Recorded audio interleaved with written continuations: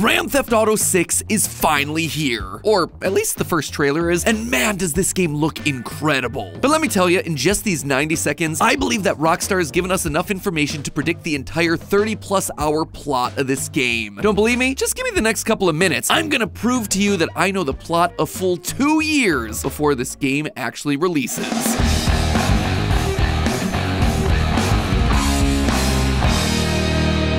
Hello Internet, welcome to Game Theory, where if this is our standard for goodness, then no wonder this country's screwed. And who would have thought that after this insane year of gaming, we'd go out on such a huge bang? It's like Rockstar saw the successes of Tears of the Kingdom, Baldur's Gate 3, Spider-Man 2, and just said, hold my Mountain Dew. It's not even a game release, this thing's a trailer, and the internet just up and forgot about all those actual games and is now obsessed with analyzing this Rockstar trailer frame by frame to learn everything they can about GTA 6. And so you know when people start analyzing things frame by frame, we had to get in on that action. I mean, it is kind of what we're known for over here. No, hello neighbor. No, down, bad boy. No, not your turn. So I sat down and looked at every picture, every line of dialogue, every possible detail to see what I could learn about this newly anticipated game. And I was shocked that despite only having 33 words spoken in the entire trailer, the game's whole plot was laid out bare in front of us. Our lead character's story has already been foretold. A story of drama, passion, and ultimately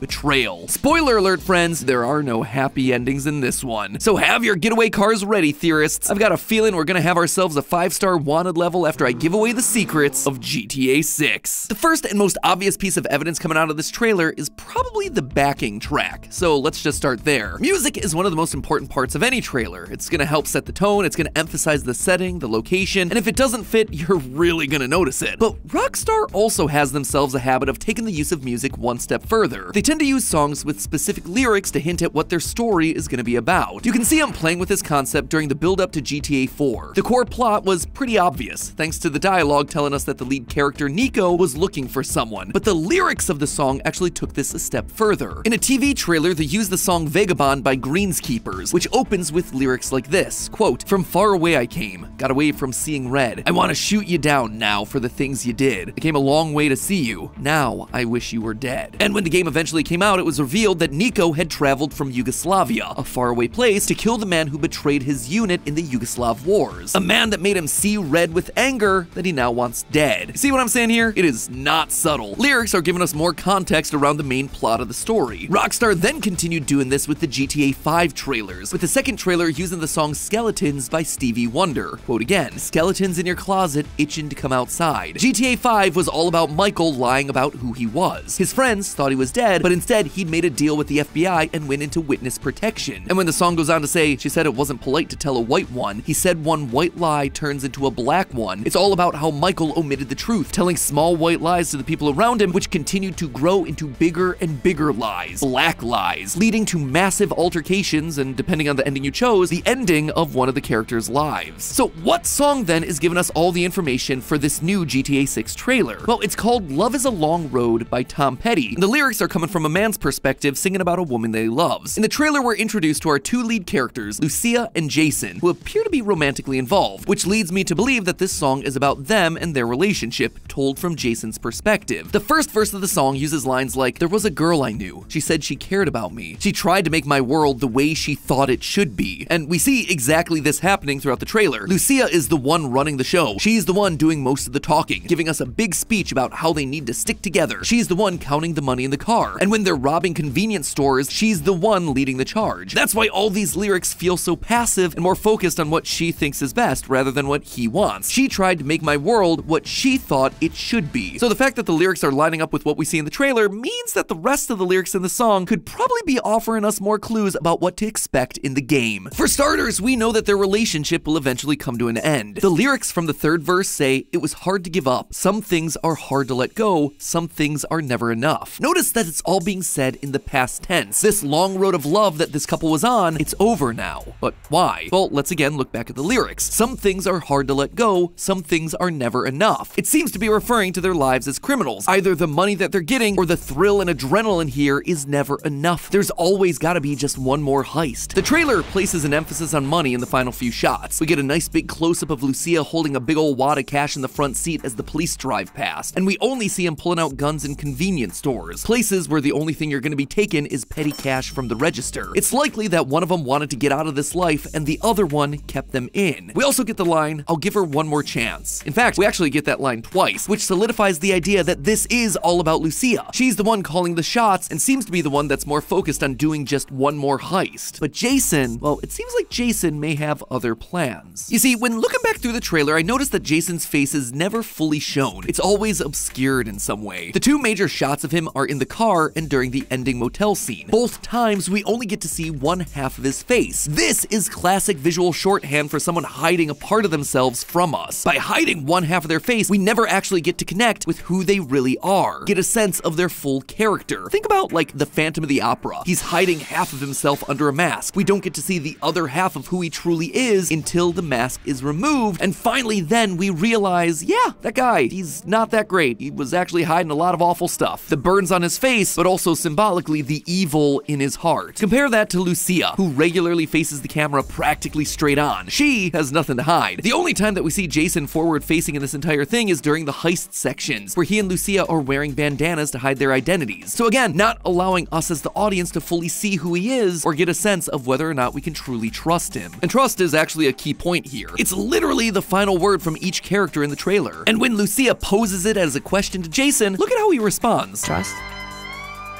Trust. He's nervous throughout the trailer. In the car scene, when the police drive by, he looks panicked. But Lucia, she doesn't react that way. She's got a more neutral expression. She's enjoying this. This isn't her first rodeo. Then again, presumably it wouldn't be Jason's either, so why is he so nervous? What secret is he trying to hide? What game is he playing? Well, before we get to the games that Jason is playing, let's talk about the games that us theorists are playing. The sponsor of today's episode, Watcher of Realms. It was us versus Jay Schlatt and his followers to see who could beat the most levels, and you guys, you guys showed up. Just look at those scores. You completely crushed the competition. So I just wanted to say thank you for backing me up and showing the world that the real gamers are the thinkers. Now apparently I've been informed that a new experience awaits. We still have all the classic things that made Watcher of Realms a great RPG in the first place. Real-time battles with hundreds of heroes each with their own unique powers, the ability to time your attacks for the perfect assault, combining the powers of land, sea, and sky to create devastating combos. But you've already proved that you're masters of those things. So this Christmas, Watcher of Realms decided to up the game. They decided to put you to the ultimate test. They've introduced a new mode into the game that'll tickle the ears of any true gamer, Boss Rush mode. That's right, you can now test your mettle against all of the most challenging bosses, one after the other, after the other, after the other. And believe me, this mode is not to be taken lightly. It's more than just pure strength that'll win you these battles. It takes brains and strategy, something that we theorists have already proven that we have plenty of. Although, an extra bit of power, yeah, probably be helpful. And Watcher of Realms has taken care of that with their Christmas event, complete with new gameplays, new modes, new heroes and skins. In it, you're gonna be able to collect hero shards, and if you get enough of those, you can get yourself a powerful new legendary hero and skin completely free of charge. So get yourself a new hero and then go to the Boss Rush mode to show everyone who the real boss is. It's you. You get it? You're the boss. Who's the boss? You're the boss. Link is down in the description, or you can scan the QR code on screen right now to download the game today and start collecting shards. Oh, and I almost forgot. If you sign up today, you can also join a competition event where two groups of influencers compete for even more rewards. You guys did an awesome job last time, so let's do it again and show the world the power of theorizing. And if you didn't join in last time, it's totally okay. Watcher of Realms has created a user-friendly, time-saving hero development system, so you can still get loads of free, powerful, epic heroes in early stages. Thanks again to Watcher of Realms for sponsoring this episode, but now I should probably explain what I mean about Jason playing games with Lucia. You see, I wasn't the only person to notice that Jason was acting a little bit shady. There were a number of people who took to Reddit to write up their own very compelling theories as to what's going on with Jason. So I thought we should probably talk about those theories in a mini Morty. Gonna talk about a popular theory for a minute, that's why we call it a mini Morty.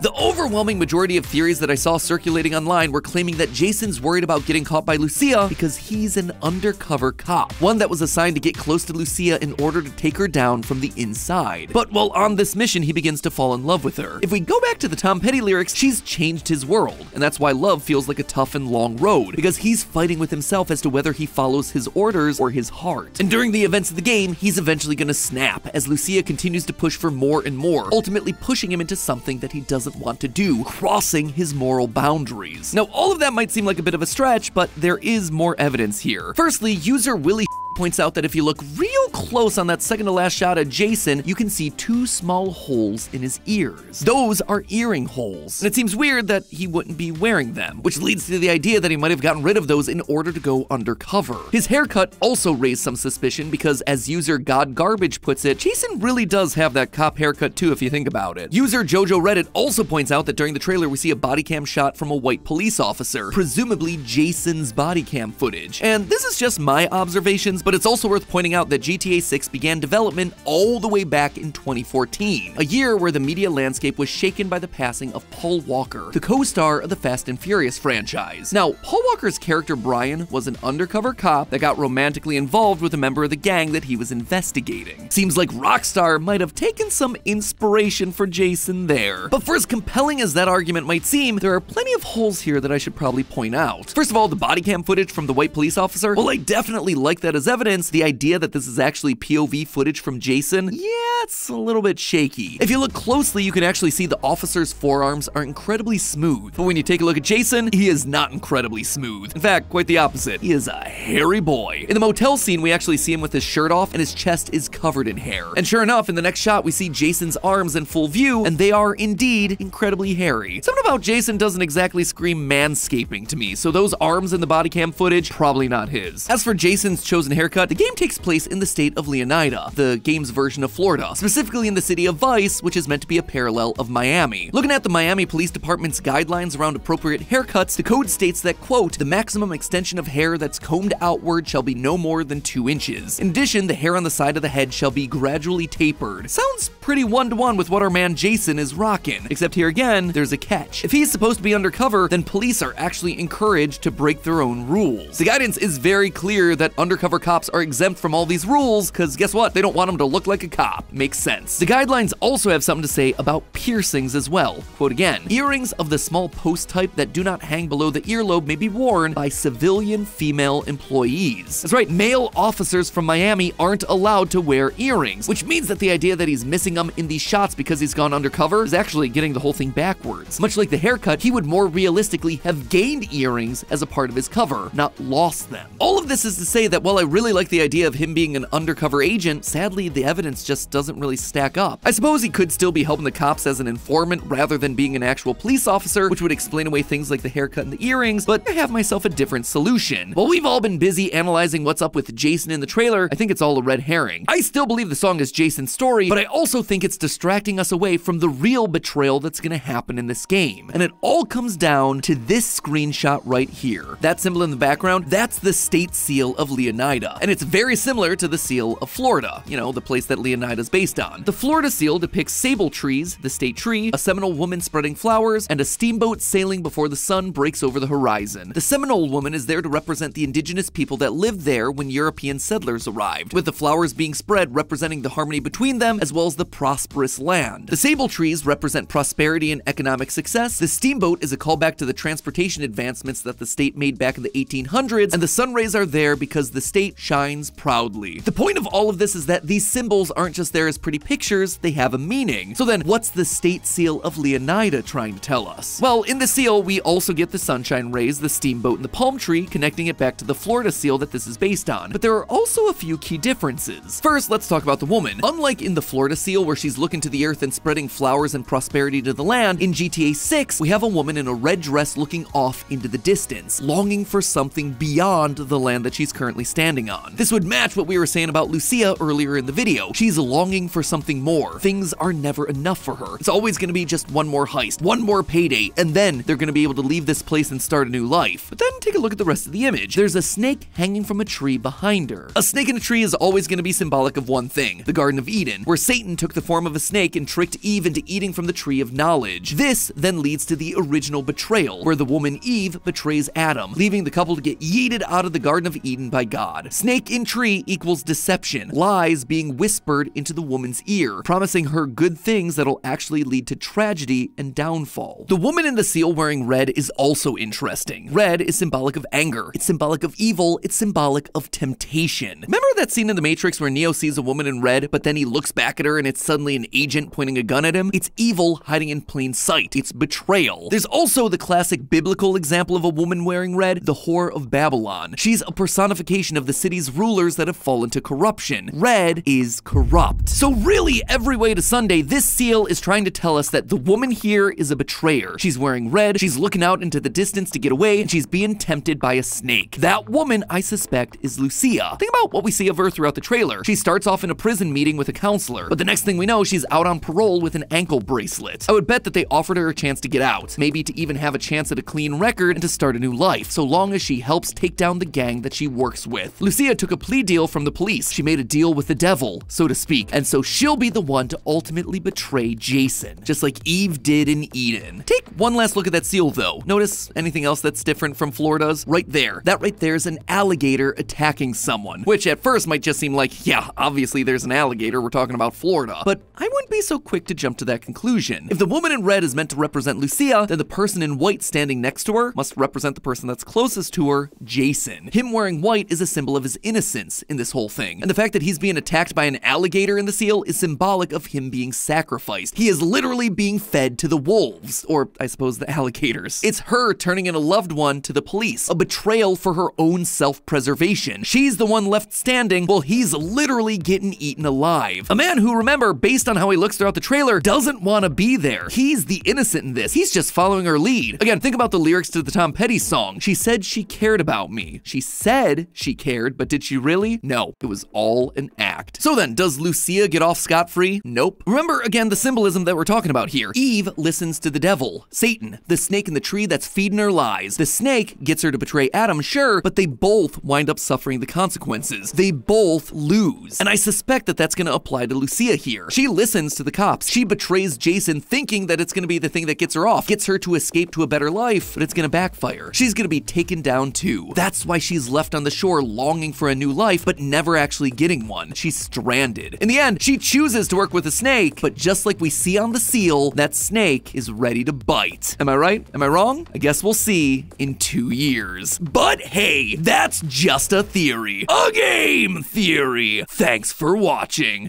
And if you want to keep filling up on GTA content in the run-up to 2025, why not watch our old theory about whether the game's police have some sort of racial bias programmed in? Or you could watch our video where we figure out whether eagle vision from Assassin's Creed is actually a real skill that you can learn. As always, my friends, don't forget to subscribe, and I will see you all next week.